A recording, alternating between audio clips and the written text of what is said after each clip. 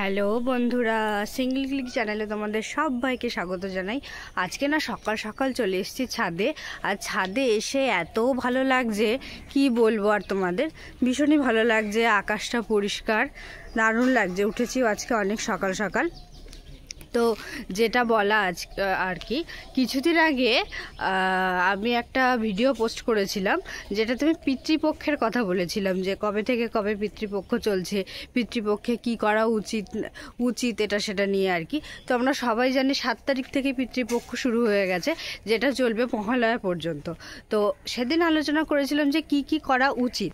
আজকে চলো একটু বলে নিই যে কি কি করা উচিত নয়। অ্যাকচুয়ালি এই সময়টাতে শুভ কাজ করা উচিত নয়, বা অনেকেই শুভ কাজ করে থাকে না। যেমন ধরো বিয়ে, গৃহপ্রবেশ, অন্নপ্রাশন, পাকা দেখা, এই টাইপের শুভ কাজ অনেকেই করে থাকেন না। বা নতুন কোনো বিজনেস স্টার্ট করা, নতুন কিছু ভালো কিছু কেনা, যেমন গাড়ি টাড়ি ইত্যাদি, এই জাতীয় জিনিস কেনা, বা নতুন কোনো ব্যবসা শুরু করা, এই টাইপের কোনো স্টার্ট বা ভালো কিছু শুরু, এই সময়টাতে অনেকেই করে থাকে না। তাছাড়া পুজো পাঠও অনেকে, মানে বাড়ির কোনো ভালো কোনো বড়সড় পুজো, এইগুলো অনেকে করে না এই সময়টাতে। তো তার বদলে বিভিন্ন রকম দান দক্ষিণা বা তর্পণ করা এই টাইমে বেটার আর কি।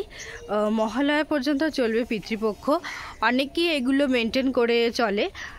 কে মেনটেন করবে, কে করবে না, এটা তো পুরোপুরি তাদের ব্যক্তিগত ব্যাপার। আমার বলার দরকার, তাই আমি একটু বলে দিলাম আর কি। আপাতত এই পর্যন্তই। দেখা হবে পরের ভিডিওতে। টাটা।